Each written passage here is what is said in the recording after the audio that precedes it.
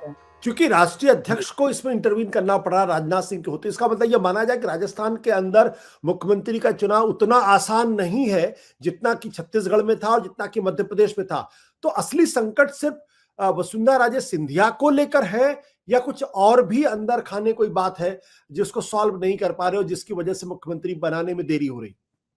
देखिए, वसुंधरा राजे सिंधिया कोई कमजोर व्यक्तित्व नहीं है, प्रभावशाली नेता है राजस्थान के, और उनके साथ में लोग हैं।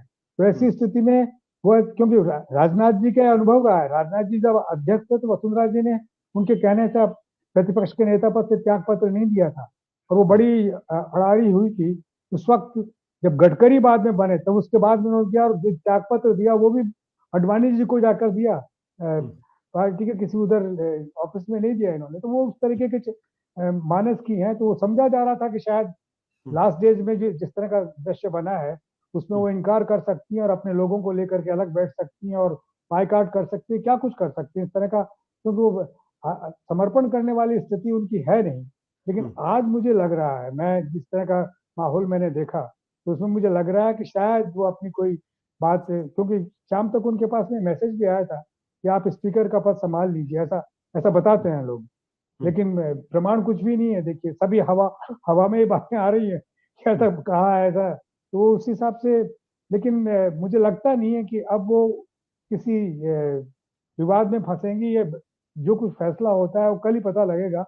बाकी वो दिल्ली जाने से तो नहीं, दिल्ली तो नहीं जाएंगी, वो ऐसा लगता है। बट सनी साहब, क्या आपको लगता है कि वसुंधरा राजे सिंधिया अगर कोई फैसला उनके खिलाफ होता है तो उसको सिर झुका के स्वीकार कर लेंगी या कुछ और हरकत करेंगी? देखिए, जैसा उनका स्वभाव है उसमें वो इतनी आसानी से सर झुकाती नहीं है, और वो आखिरी वक्त तक अपना सिलसिला संवाद जारी रखेंगी।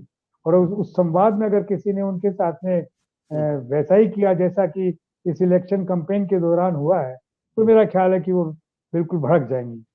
ऐसा इतनी आसानी से स्वीकार नहीं करेंगी चीज। आसानी से स्वीकार नहीं करें। बट विनोद जी, जो स्थिति है कि रमन सिंह जैसे दिग्गज नेता, शिवराज सिंह चौहान जैसे दिग्गज नेता इन्होंने सरेंडर कर दिया, तो वसुंधरा राजे सिंधिया कब तक अपना किला बचा के रख पाएंगी? विनोद जी, देखिए, रमन सिंह और वसुंधरा जी में फर्क है, और शिवराज सिंह जो है वो पूरा संगठन की एक एक सीढ़ी चढ़ करके नेता बने, और वसुंधरा जी भी, क्योंकि उनकी राजनीतिक पृष्ठभूमि, पारिवारिक पृष्ठभूमि बिल्कुल अलग है।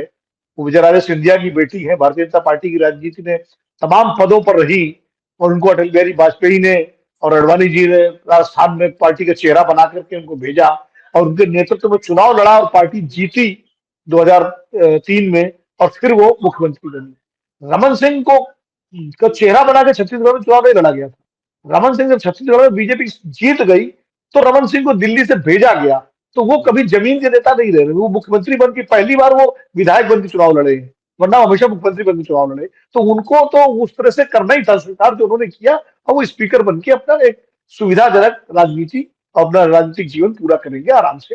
5 साल उनको कोई दिक्कत नहीं होगी। शिवराज सिंह चौहान थोड़ा ठंडा करके खाने वाले नेता है, वो एकदम से भड़कने वाले नेता नहीं है।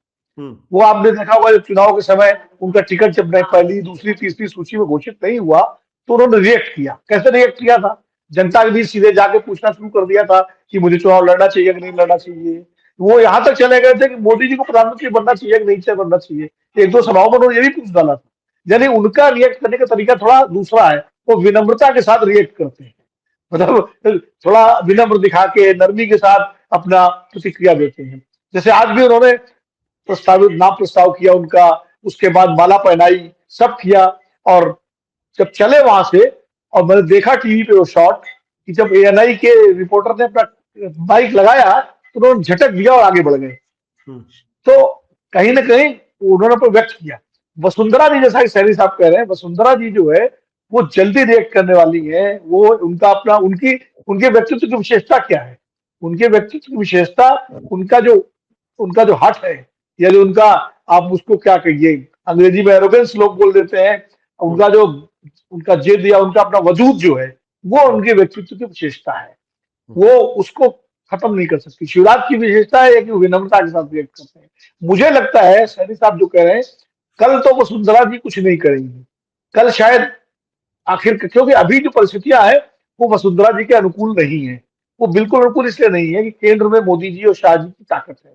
मोदी जी के नेतृत्व में 3 राज्यों का चुनाव बीजेपी जीत चुकी है।